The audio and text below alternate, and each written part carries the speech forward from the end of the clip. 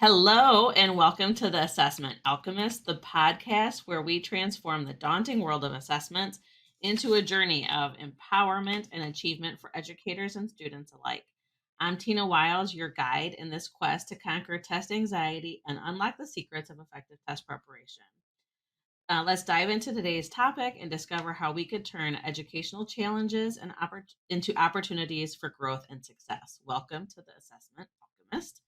And today I am thrilled that we have two guests from Ensemble Therapy Services.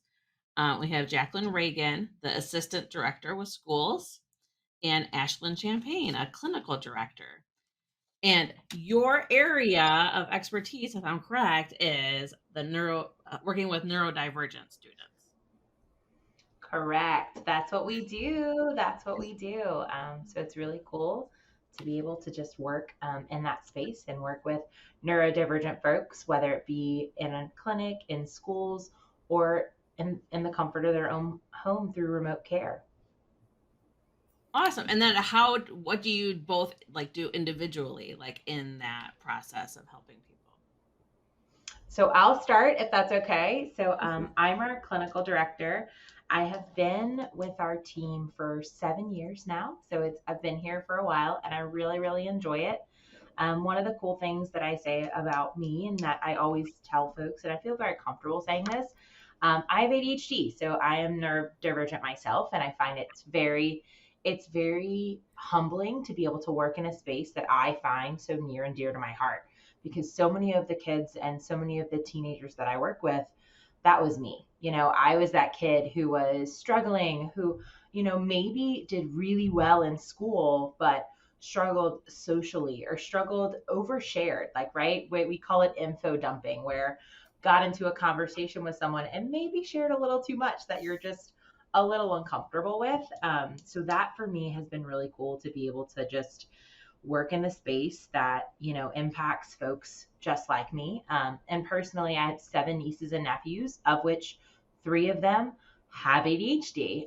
One has autism, so it's super important that working with autistic students as well as just neurodivergent folks in general has been really cool. I'm in charge of our clinical care, so that just means anything that we provide on a service level I assist with.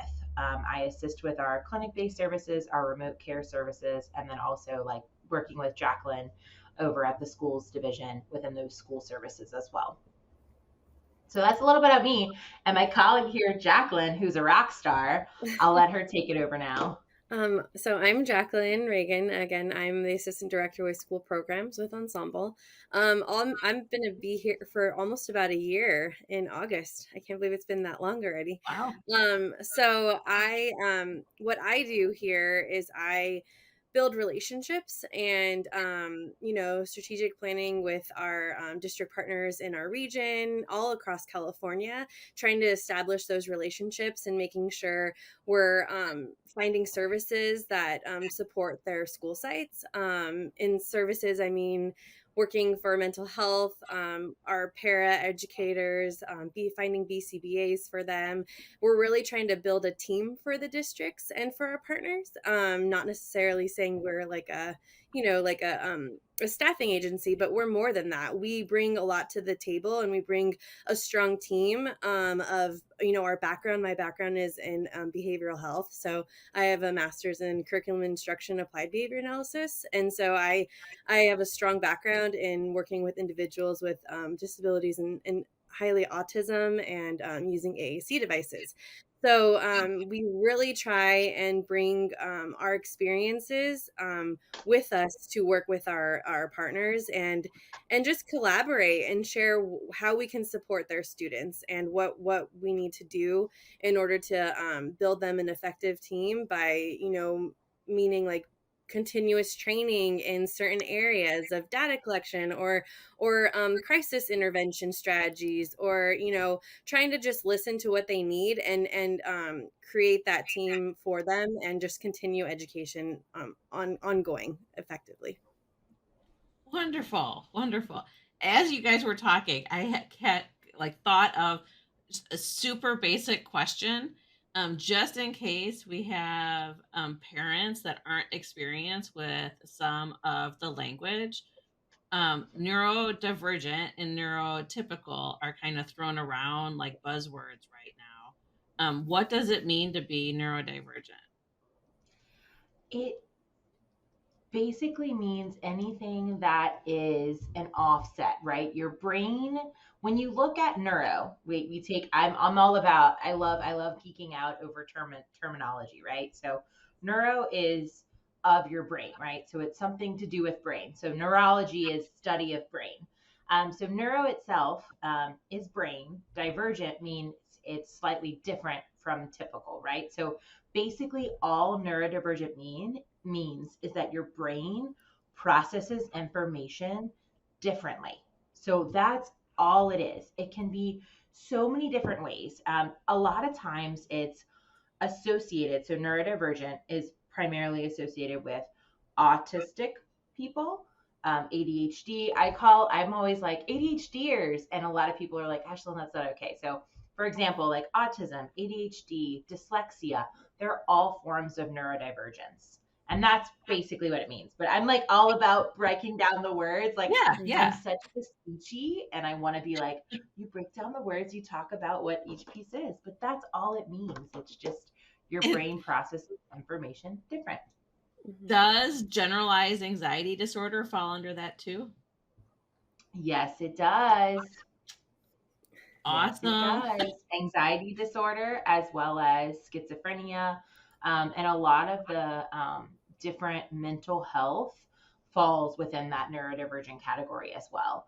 A lot of times people just associate immediately with the big ticket ones and they forget about everything else. It's kind of like that at all, right? It's like all of this applies, but we're going to talk about a few of them. Yes.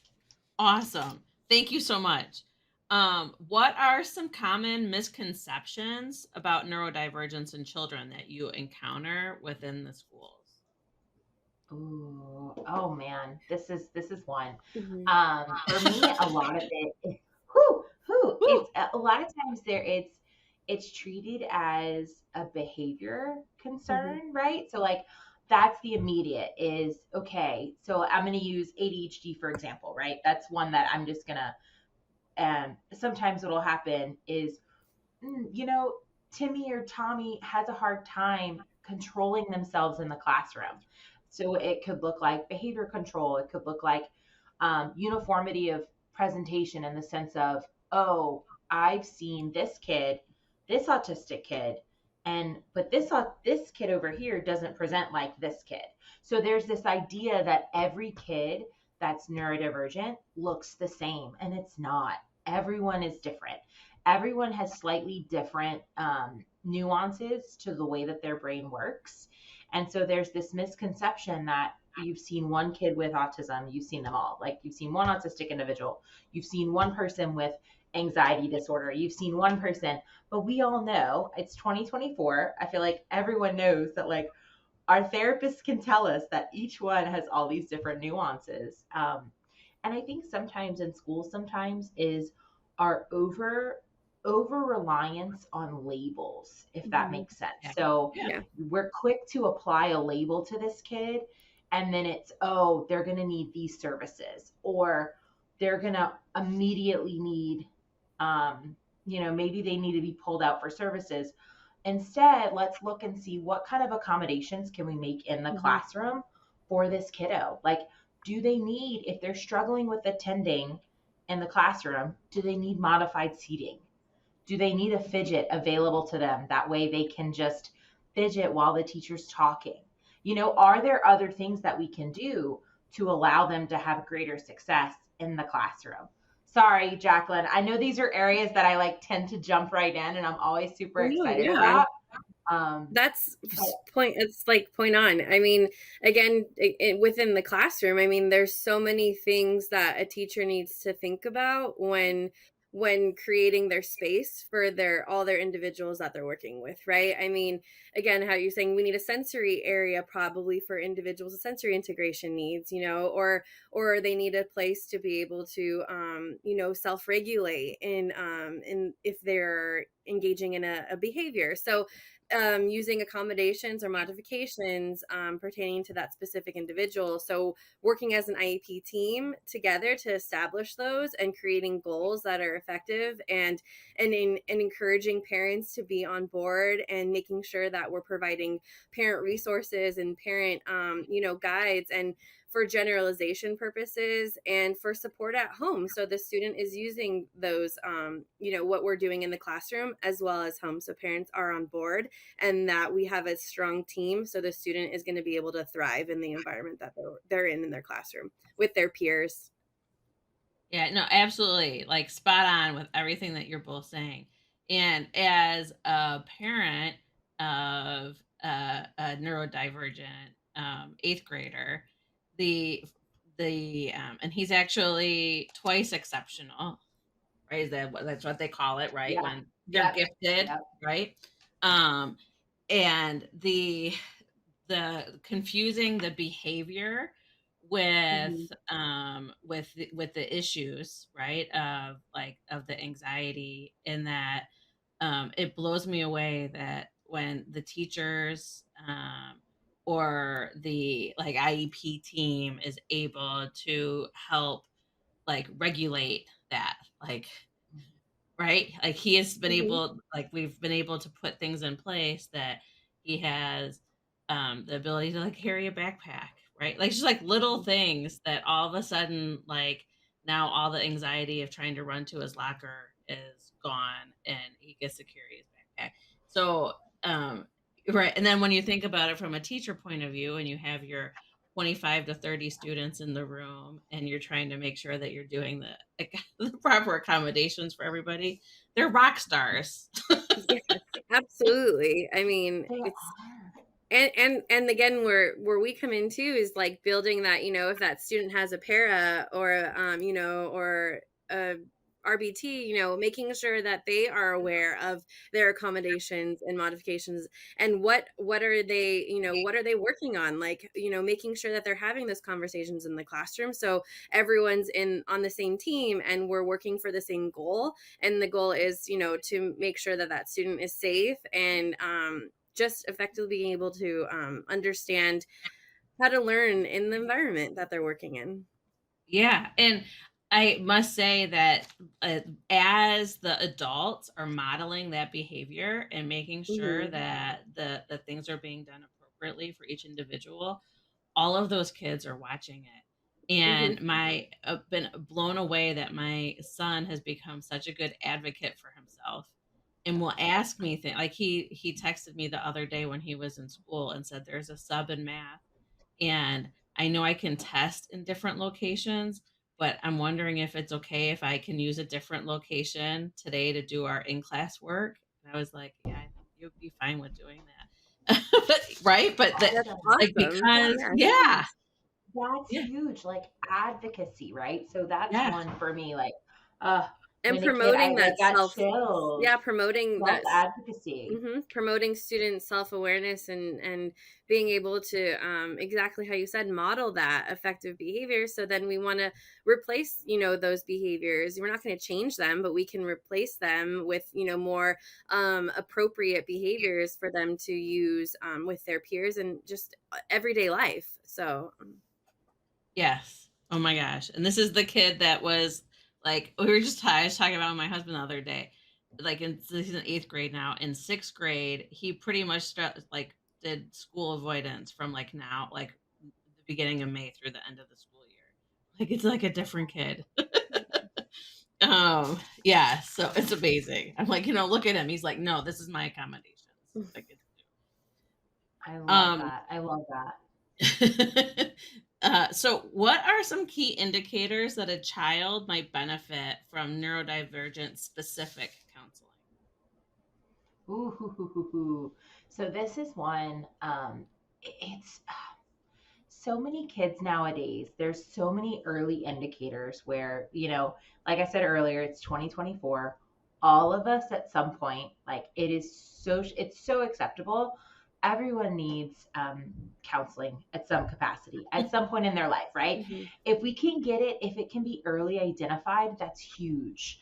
Some of the big ones for us is, when you're working with a kiddo, are you noticing some self-esteem issues? Like, are they, are they struggling with self-esteem? Are they struggling with identity? Are they contemplating different things? Are they really quiet? Are they not advocating? I work with a wonderful, bright neurodivergent teenager who is just sometimes just does not advocate for themselves. And I'm always like, hey, like you can do this. And that was one of the early indicators we got. We got them services and we got them plugged in with an amazing counselor. And a lot of it, all it is just advocacy, indicating what your needs are, being aware of what your own accommodations are. Um, one of the things, even as professionals, right, we talk about, and I talk about with our team all the time, is what are you doing for you? Like, what are you doing for you? How are you stepping away? How are you making sure you're okay? And a lot of our teenagers, they don't know how to do that yet, right? They need assistance with identifying what are their tools that help them become successful. Meaning, how do they step away? How do they take breaths? Like, what are their, when they're starting to feel anxious, how do they regulate themselves? Can we determine what those dysregulation, what our signs are for dysregulation, right? Each one of us are slightly different when we get dysregulated. Can we identify those? So the big ones for me is like, if you're working with kiddos and you see them, or if you're a parent and you see them struggling with answering questions, maybe their sleep, they're not getting really good sleep. They're having difficulty with transitions, going, like you were talking about your eighth grader when he was in sixth grade and he's avoiding school. That would be big. It's like, hey, what's going on, bud? Like, what's causing us not wanting to go to school? Are we having like emotional regulation? This is one that's big, especially with teenagers. Like, and if it's a neurodivergent teen, there's a lot going on. Like, yes, I there's mean, a lot there's a going lot on with going on. yeah, there's a lot with neurotypical, which There's a lot going on. So it's like, you need to be able to, like, and these are the things that if you start to see it where you're like, ooh, something's going on with our emotions. We're struggling with friends. Maybe that's a piece too, where, maybe they're really struggling in social interactions. My autistic niece, one of the key indicators with us when she was little, she would hide. Like, okay, so object permanence when you're a little kid, it's basically if you can't see it, it's not there, right? So it's that whole idea of like, if something's hidden, you can't see it. With my niece, she would freeze and she would just freeze. And it was like, if I don't move, they don't see me. Like, that was her way of like, yeah, it was like, oh, something's going on. Like, and she would just freeze. Like, she struggled with meeting people. And I mean, she was 8 years old and she would just be frozen. And it would be like, and that was one of the signs for us that like, hey, like, we need to get this sweet girl something. Like, she needs something else. So those are the ones for me. I know there's a lot. And as a parent, I can't even fathom. I know, Tina, you're a mama. So, it's hard to like always suss it out too and see what's going on. yeah, no, it's a great way to put it. It is hard to suss out, right? Like, are they just acting up or is there something else going on? Identifying if it's the behavior or if it's the disability. So it's in, making sure that we're being in awareness and we have that understanding and those strategies on how to identify what's happening. So that's why we use evidence-based practices or, interventions to be able to identify the behavior or if it's just the, disability itself, so. Yeah, yeah. All right. What strategies have you found most effective in reducing anxiety and stress for the neurodivergent students, like during tests and assessments? Obviously, like Prepping. So one of the biggest things that I would say is once again, like, we work with a lot of neurodivergent individuals. If you can, you tell them way in advance. It's one of those things for us. It's like prepping in advance and like, hey, just to let you know, this is coming up. If it's on your calendar and you talk through it and you make it more of like It's okay. It's not a big deal. What are our accommodations that we're going to use? Mm-hmm. What do we need available to you? Like you mentioned your son earlier, who was like, do you think my teacher would be okay if I work in another classroom for this? One of the things, the biggest things we do with our neurodivergent clients and our students is we work through like a kind of like a list of like, hey, what do you need to make you successful? What's going to help you? Let's talk about the date. Let's not make it this big, scary thing, right? Because if we Yeah. build it up, it makes it even harder for them. So if we kind of just say, like, hey, let's take it easy. There's been so many times we have to give, like, as a speech therapist, I have to give assessments that are not like norm reference assessments that are not built for neurodivergent folks. They are built off of neurotypical, like, and that's the norm reference, that's the basis of it, right? So we're giving them a test that, like, really isn't norm reference for them. So a lot of times, what I'll always do is talk through it. It's like, hey, it's, this is something we have to do. It's very predictable. It's going to be okay. These are the accommodations that you're going to have. What else do you feel like you need in this situation? This is how long it's going to take us. It's okay if it takes us longer. We have that, right? A lot of our friends have it built into their IEP Mm-hmm. where they'll get additional time or they'll get it Separate ready. settings. And Mm-hmm. we talk to all of them about that. Relaxation techniques, that's huge. The deep breathing, right? So like I tell my friends, we have like you have the square breathing, we have the deep, all the different types of deep breathing exercises, talking them through that, visual supports before, Mm-hmm. especially if the school is supportive of it, right? Because I know like with some standardized assessments, they have to like adhere to certain things, but for the most part, your IEP teams, they'll have things for you where there will be a visual where they Mm-hmm. know, okay, I'm going to start at this time, I'll end at this time. This is the structure. Sometimes visuals help reduce anxiety and stress. If you know what you're going to be doing, it helps tremendously. Yeah. Um, Mm-hmm.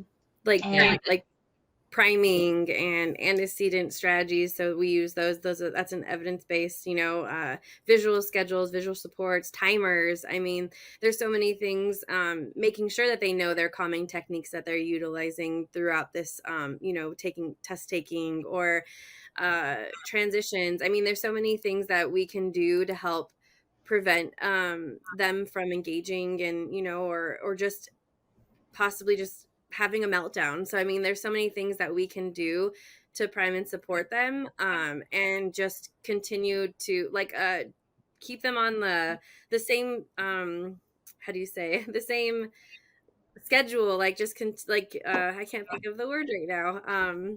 it's How do okay. you say? You're Anomia all is good. real. It happens to us all. It's Yes. Mhm. all good. It's all good. Okay.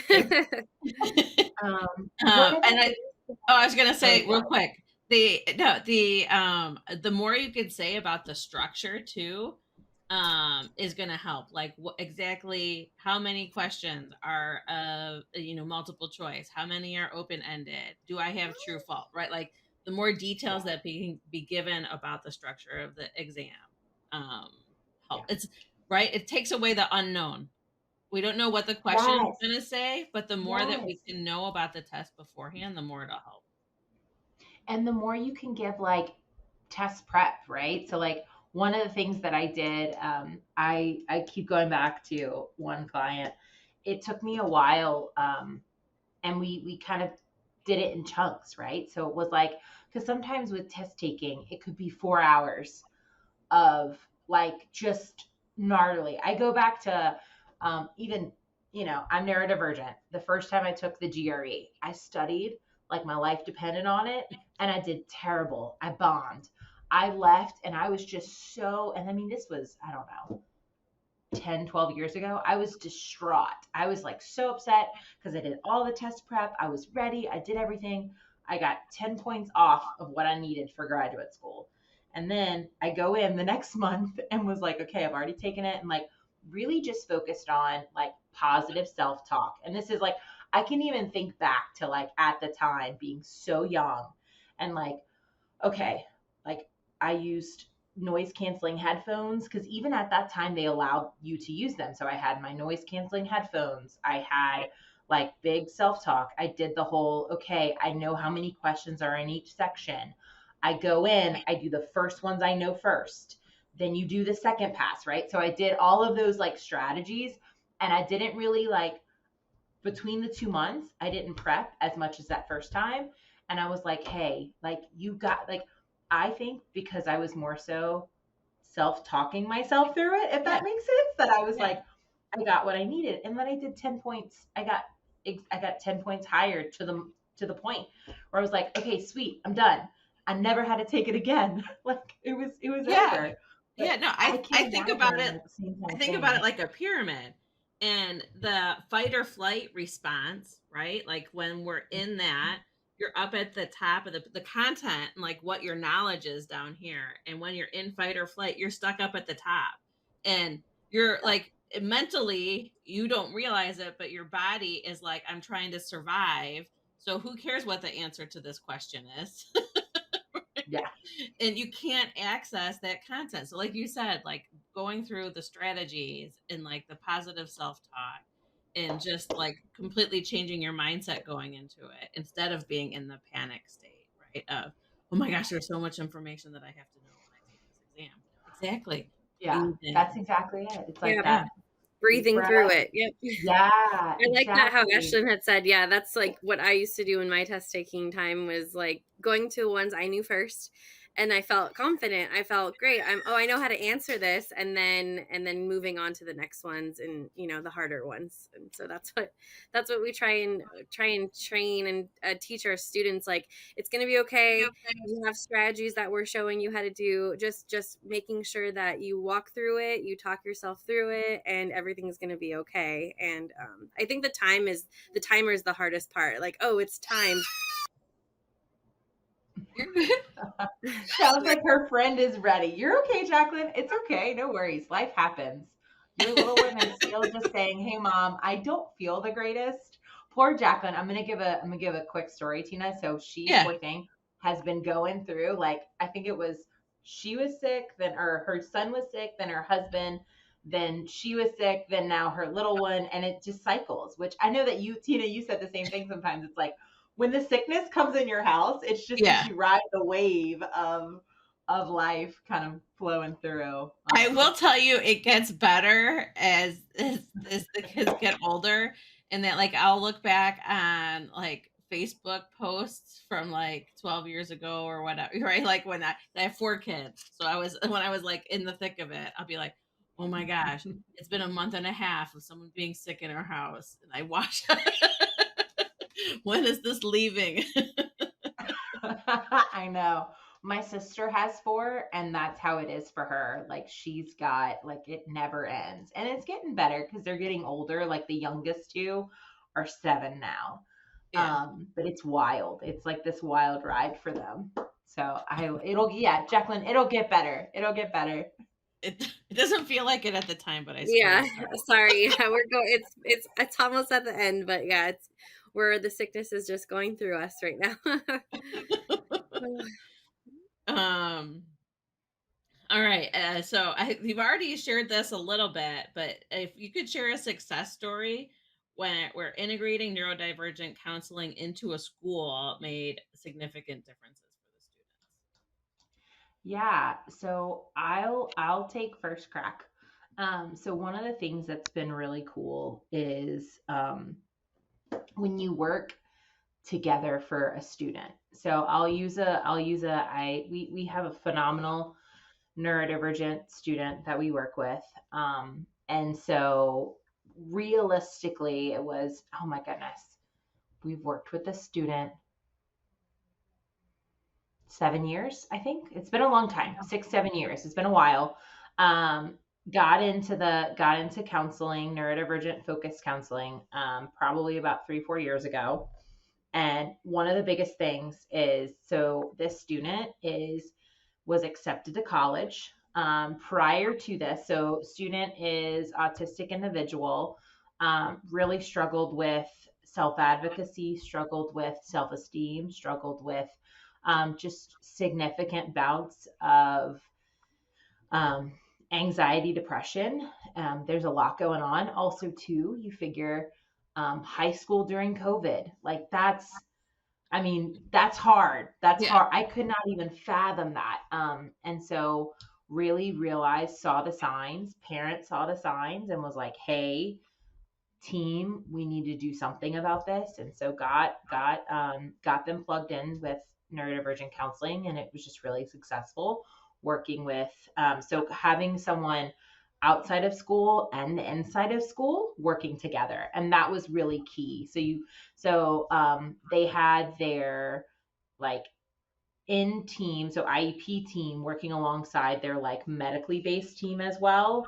And so one of the cool things is now advocates. So, they're older, but still what they're doing now is said, hey, I want to go to college. I feel like this is achievable for me now.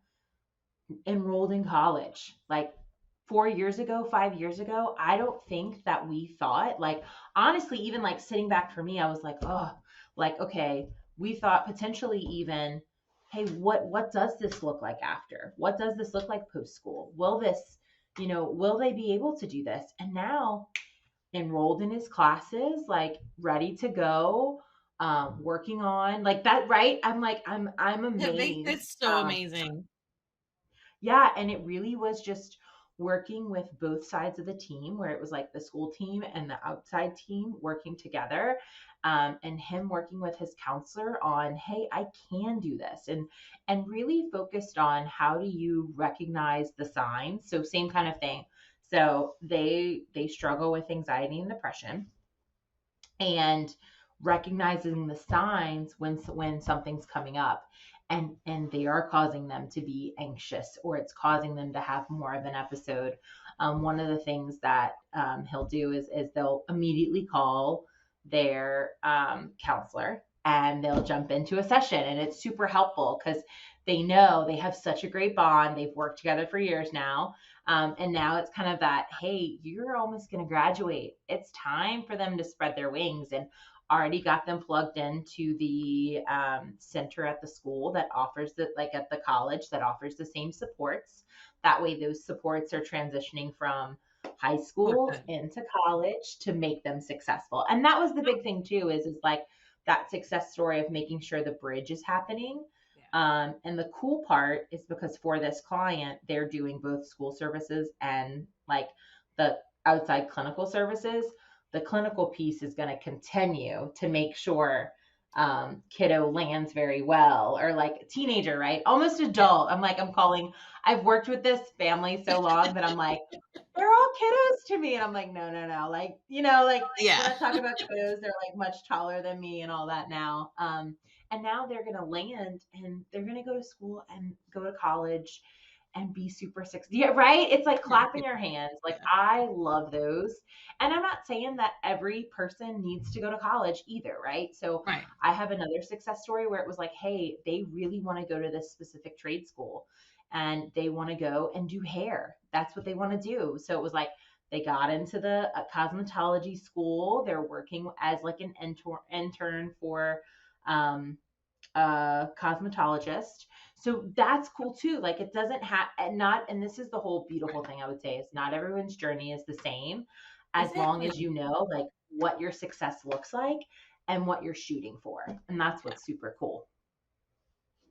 I think for me is when I worked with a family for almost 5 years in home and in school, transitioning that individual from a severe classroom to just an inclusion push-in class, and just learning how to communicate with peers using an AAC device, just learning how to modify, like, his behaviors, and try and work with the family and the IEP team. The mom was so supportive and continued to support her child throughout the entire journey. And I ran into them actually at Sam's Club the other day, and I was just like, oh my gosh, he was sky high over me, and said hello. I mean, these are things that we worked on every single day. We taught each other how to tie shoes, like him how to tie his shoes. Like, I mean, just seeing him in an environment at Costco or Sam's Club, it was just, I just was overjoyed to be able to see the work that we have worked through with his parent and his mom and his sister, and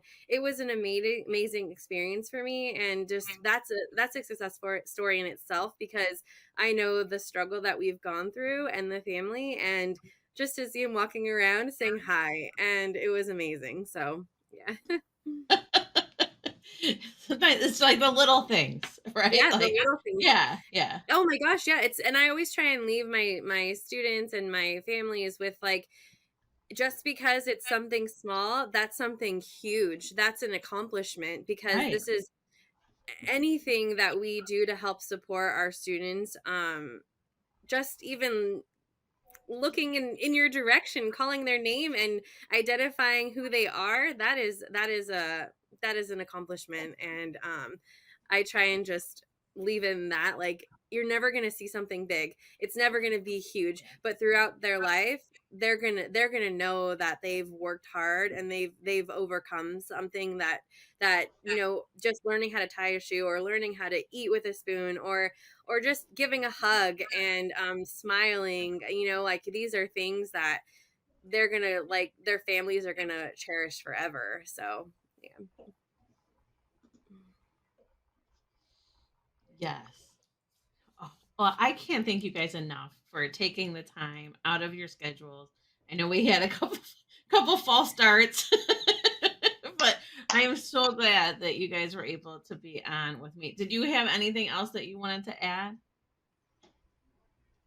No, I appreciate you Mhm. making the space and time for us to talk about this, because it's very near and dear to our hearts, Mhm. right? It's one of those Yes. things for And us obviously where mine too. Yeah. super, Yes. I know, it's like we could geek out. I always say all the Mhm. time, I'm like, I could go on and on about these things because I just love them so much. And it's so important to create. I always say this all the time at our company. It's like create space and grace for inclusion, Mhm. and that everyone is different, and it's okay to be different, and it's okay to take time to make sure that we're doing right by the client, yourself, the family, all the above. So I love it. And just to just a plug about us is that we're Ensemble Therapy. We provide speech, OTPT, mental health, and ABA. We really are focused on meeting clients where they're at, and creating a safe and inclusive space for them to work through what their goals are. And whether that's in schools, through our remote services on teletherapy, or in our clinics. We're primarily focused in Southern California. Look us up. But we love what we get to do every day. And like I said, we started this by saying that, like, we work with the neurodivergent population day in and day out, and we love it. That is why we're here. That is why we love Mhm. what we do. So Yeah. that's just a little bit. That's the last little bit for me. Yeah. Speechy I'm out with all the things I could say. I mean, just, we are passionate. We are educators. We love what we do, and it is a joy that I get to work, with partners and districts, and students and families on a daily basis, to help just bring them, joy in what they do.